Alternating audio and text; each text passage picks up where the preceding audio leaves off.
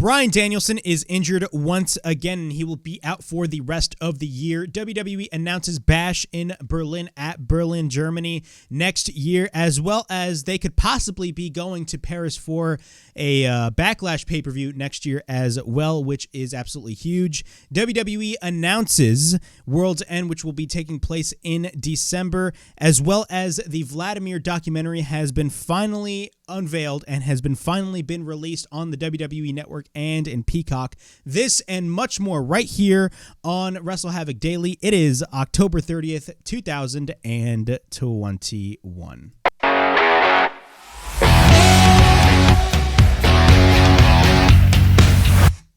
What's up, everybody? It is Flamin' Ricky DeRays right here on the WrestleHavoc channel. Of course, this is WrestleHavoc Daily from October 30th, 2023. We got a lot of things to talk about right here on WrestleHavoc Daily. A lot of news coming out this past week. Of course, WrestleHavoc Daily is a new concept in which I want to give you guys news and rumors on all the go-arounds in professional wrestling with WWE and AEW and possibly TNA as well, considering they are making waves as well. A lot of people are excited about TNA. But in our first story, we are going to be talking about Bryan Danielson. Yes, the American Dragon.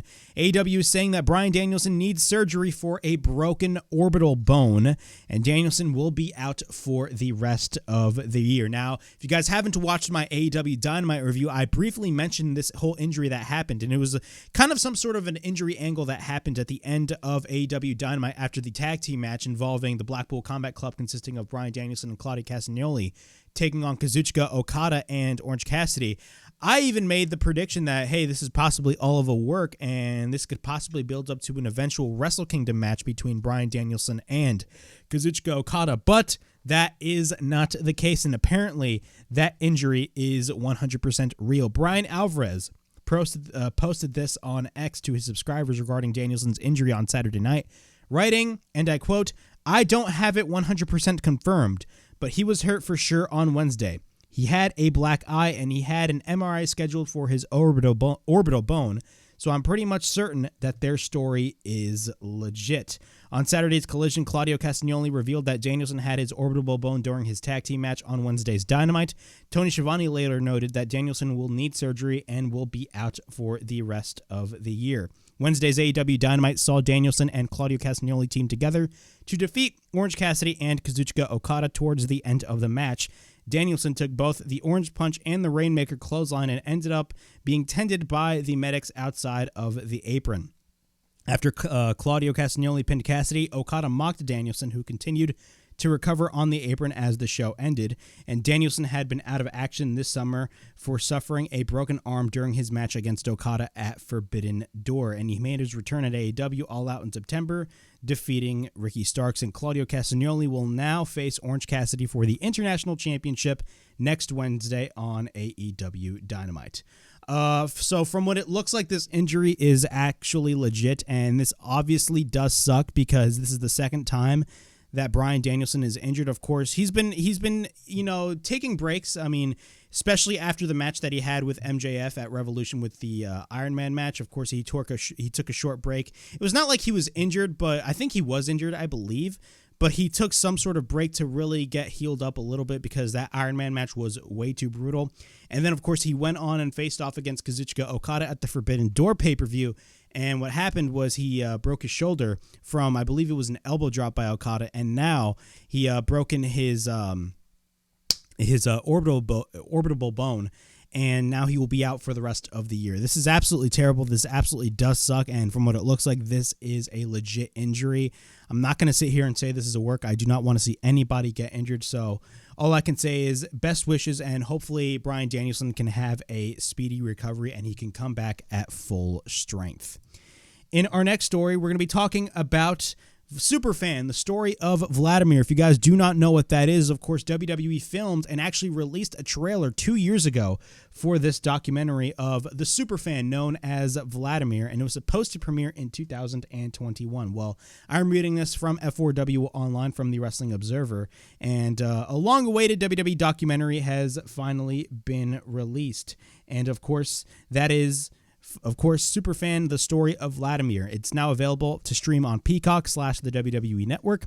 The documentary is focused on Vladimir, a passionate WWE superfan based in New York City who became known to wrestlers and viewers through sitting in the front row at WWE events. Here is the description of the documentary. The description of the documentary states, and I quote, "The life story of Vladimir is one of the most devoted and recognizable fans in WWE history, who came to Manhattan from Haiti as a child and quickly found his passion for living through sports entertainment."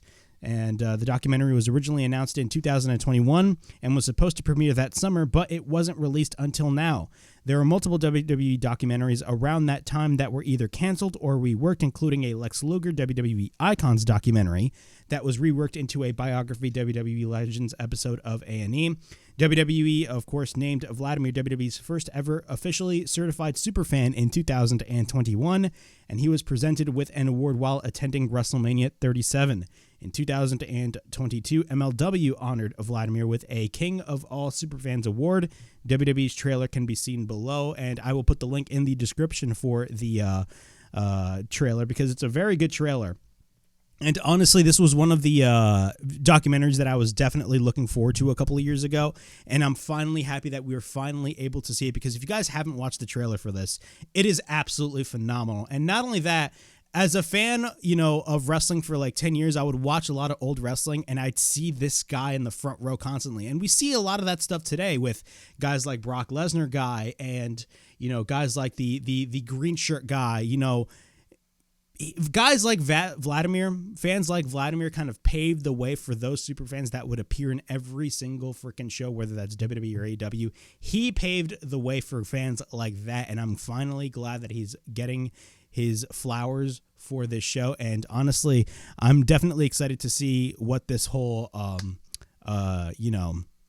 documentary is going to be about. And I'm just finally happy that it's finally dropped, because I was so mad that this documentary didn't release 2 years ago because of some sort of issue. But nonetheless, I'm happy that they're finally releasing this documentary, and I'm definitely going to be checking out, and I think you guys should check it out as well.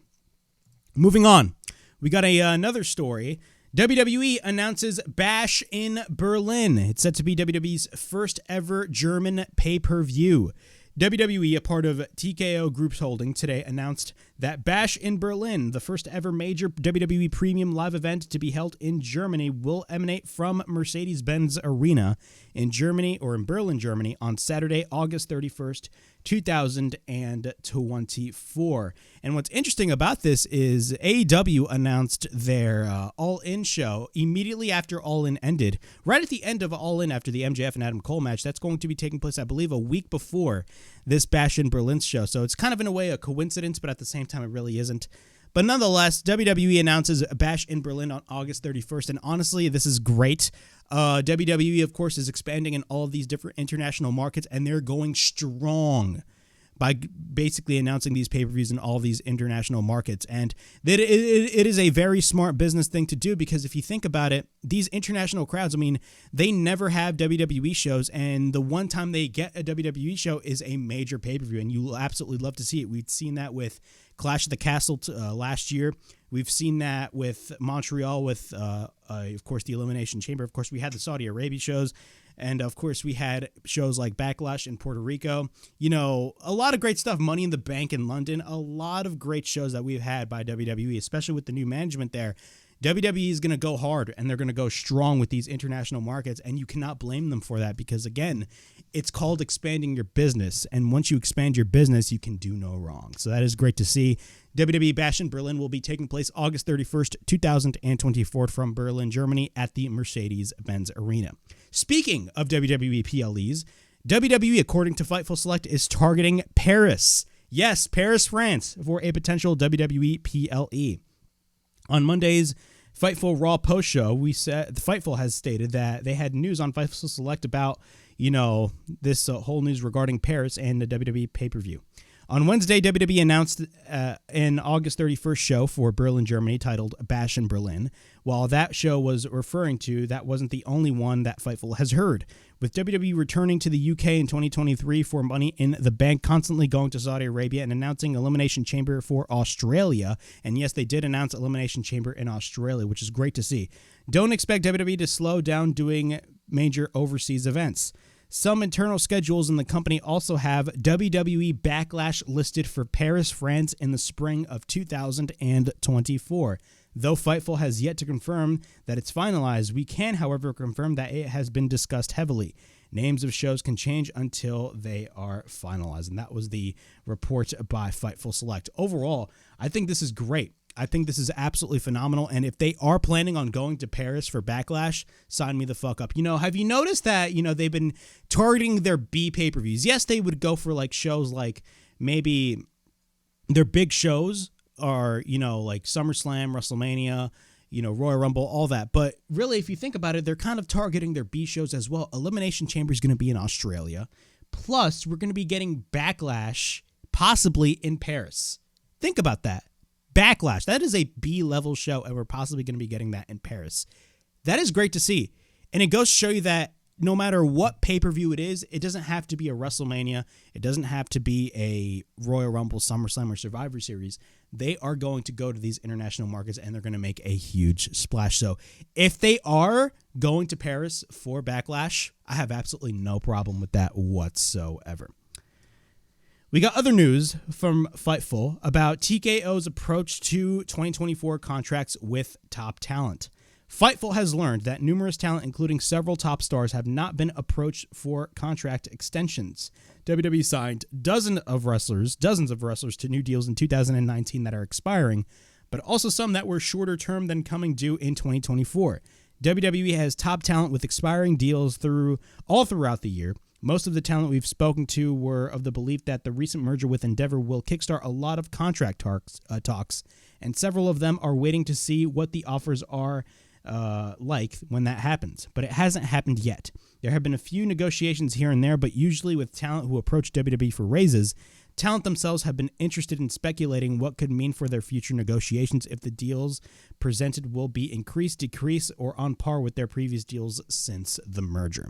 So this is very interesting. I mean, with this whole merger, a lot of the talk in the WWE was about basically, how are these negotiations for these contracts are going to be, and our wrestlers who are not really at the top caliber are going to be paid the same way that they were before the merger happened.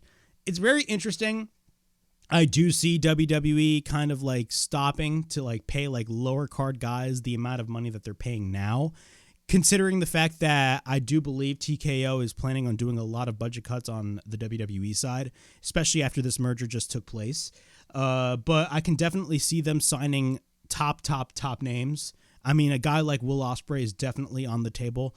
I 100% see Triple H wanting to go after a guy like Will Ospreay. He'd be very foolish not to, and not only I think TKO would understand that as well, and Endeavor. But this is very interesting. There haven't been any negotiations or negotiation talks regarding new contracts with a lot of talent. So I'm very curious to see what's going to be happening further on down the line, and hopefully we'll see some updates later on down the line when it comes to WWE and, of course, their deals.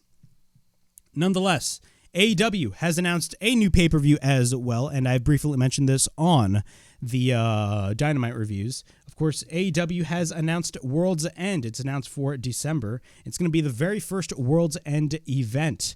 Of course, I'm reading this from F4W Online, the people at the Wrestling Observer. On the daily update, AEW has recently filed a trademark for World's End. That was reported last week. The announcement comes as... Oh, crap. There was an ad that showed up. My apologies. The announcement comes as AEW continues to expand its pay-per-view schedule from 3 events in 2019 to 4 shows in 2020 and 2021, then 5 in 2022, now 8 in 2023. Double or Nothing, All Out, and Full Gear all took place in 2019, but with the company's launch coming in May, only 3 pay-per-views were held. Revolution was added to the schedule in 2020. Forbidden Door was then added in 2022, while 2023 has seen the addition of All In, Wrestle Dream, and now World's End. World's End will be the first AEW pay-per-view to be held in New York. No talent announcements have been made for World's End to this point. Nassau County native MJF is scheduled to defend his AEW World title against Jay White in the main event of the next pay-per-view Full Gear set for Saturday, November 18th in Inglewood, California at the Kia Forum. So AEW has announced a new pay-per-view World's End. This was kind of rumored for weeks now. Of course, AEW is expanding their pay-per-view schedule, and I think them expanding their pay-per-view schedule, and they are, I believe, we do not know if this is official, and Tony Khan even stated, I never, talked about going monthly. They are expanding their pay-per-view schedule, and some people are even saying they're probably going to move to a monthly pay-per-view format, and honestly, I'm not mad about that whatsoever. When AEW first started, 4 pay-per-views was enough, because, again, it was a different show, but as you grow, and as you grow as a company, your partners, your television partners want more content from you. And you expanding your pay-per-view schedule makes total sense, especially for a growing company like AEW. And I do think with a monthly pay-per-view schedule or maybe an 8 pay-per-view schedule like they're having here, it adds more build to the shows and it creates more of a focus towards that particular pay-per-view when you watch the weekly TV shows, when you're watching Dynamite, and when you're watching Collision. So honestly, I'm not mad about this decision whatsoever. I think it's a great move. The fact that it's in Long Island creates a lot of speculation regarding the whole quote-unquote storyline with MJF about the bidding war of 2024. Who knows what MJF is going to be doing on that pay-per-view, but he's definitely going to be on that show considering it is in Long Island, and it's also going to be taking place at the Nassau Coliseum, which is a legendary wrestling venue. It's not going to be taking place at UBS. It's going to be taking place at Nassau Coliseum, so that is great to see. I'm definitely excited, and I hope you guys are, and AEW will be bringing you guys World's End on Saturday, December 30th at the Nassau Coliseum in Long Island, New York. But yeah, that was WrestleHavoc Daily from October 30th, 2023. Please like, subscribe, comment down below, push that bell for notifications, and be on the lookout for more videos right here on the WrestleHavoc channel in which we discuss everything in and outside of the squared circle. Make sure to like and subscribe for more content, and as the freaking referee would say, ring, ring, ring that damn bell for more notifications. And as always, it is Flamin' Ricky DeRays signing out. I'll see you guys tomorrow. Peace.